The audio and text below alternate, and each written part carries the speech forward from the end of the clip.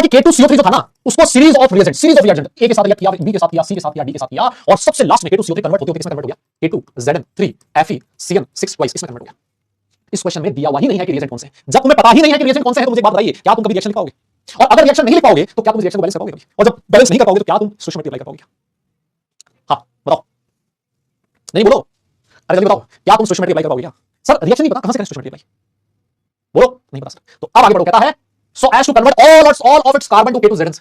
बताइए calculate the weight of the product. ये product बनाए, मास बताइए कितना होगा। मेरा क्वेश्चन आपसे ये है, बताओ प्रिंसिपल ऑफ एटम कंजर्वेशन कौन से एटम पे लगेगा? इस क्वेश्चन की लैंग्वेज पढ़ के तुम्हें क्या फील हो रहा है? इस क्वेश्चन की लैंग्वेज से तुम्हें क्या फील हो रहा है? प्रिंसिपल ऑफ एटम कंजर्वेशन किस पे लगाने की जरूरत है? प्रिंसिपल ऑफ एटम कंजर्वेशन किस पे लगाने की जरूरत है? जल्दी बताइए।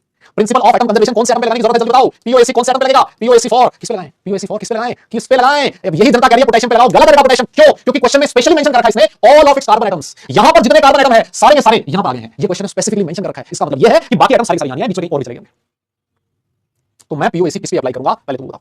सर POAC पोटेशियम के लिए मत लगाना, POAC लगेगा कार्बन एटम के लिए, बिकॉज़ क्वेश्चन में स्पेसिफिकली मेंशन किया हुआ है कार्बन, कि यहां पर जितने कार्बन एटम थे सारे कार्बन एटम यहां आ गए। इसमें तो पोटेशियम हो सकता है यहां से भी आया हो, बीच में से और कहीं से भी आया हो। तो पोटेशियम के बारे में मुझे इंफॉर्मेशन नहीं दे रखी, मुझे कार्बन के बारे में इंफॉर्मेशन दे रखी है। तो ध्यान रखिए POAC किससे लगेगा? और कार्बन एटम्स। सर कैसे लगाएं?